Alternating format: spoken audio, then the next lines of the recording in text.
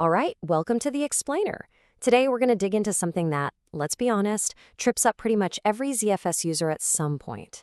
You add new drives to your server to get more space, but your old drives just keep on filling up. Let's figure out what's really going on. Okay, so picture this. You've done everything by the book, your storage pool was getting a little tight, you went out, you bought some shiny new drives, and you added them as a new vdev. Now you're sitting back, watching the stats, just waiting for all your new files to flood into that nice empty space. Except they don't.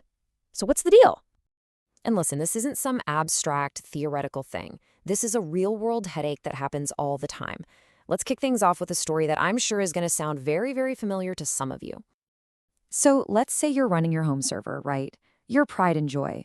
Your ZFS pool starts creeping past that 80% full mark, and all the alarm bells start going off. So you do the smart thing. You add another mirrored vdev to get some breathing room.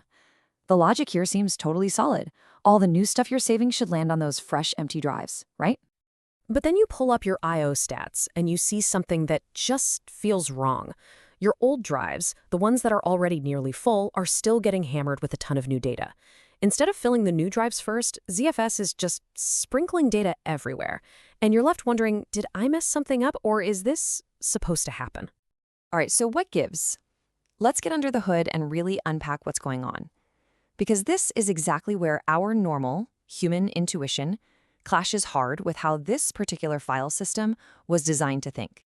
This right here is the big disconnect between how we think it should work and how ZFS actually works.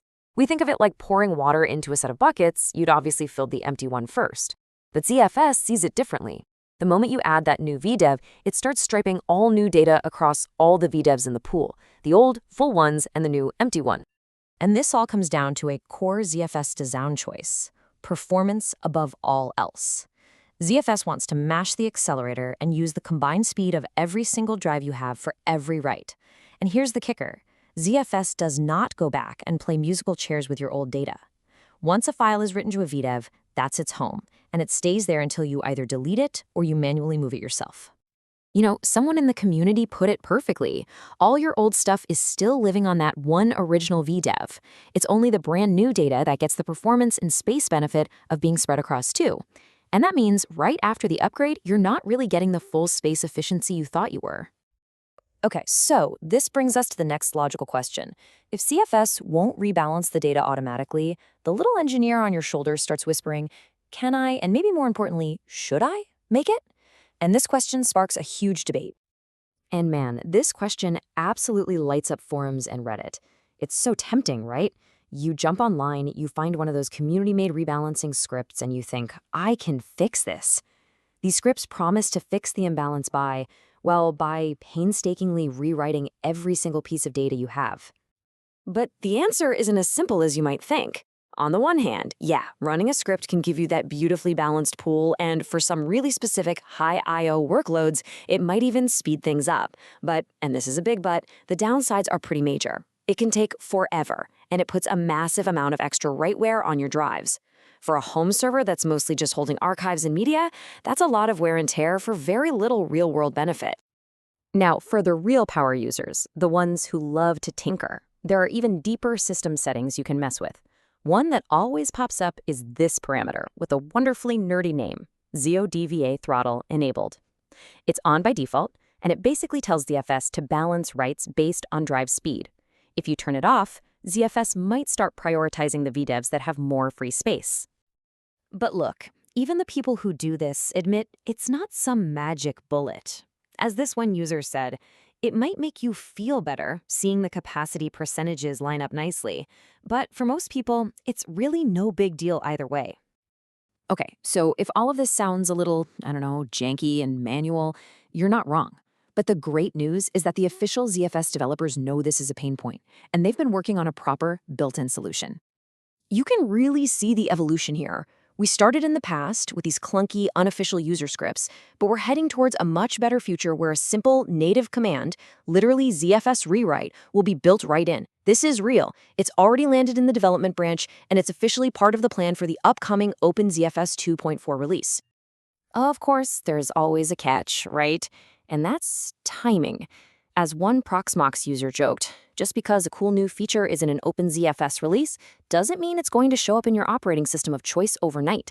That adoption process can sometimes take a while. All right, let's bring this all home. Forget the future for a second. What should you actually do right now with your server that's showing this problem? What's the practical, real-world advice? And here's the big reveal. The overwhelming, nearly unanimous advice from the seasoned ZFS community is this. For the vast, vast majority of us, I'm talking 95% of home lab builders and media server folks, the best, smartest, and safest thing to do is absolutely nothing. So let's just lay out the action plan step by step. Number 1, and this is the most important, don't panic. This is normal ZFS behavior, not a bug. Number 2, just skip the rebalancing scripts. Seriously, for bulk storage, it's just not worth the wear on your drives.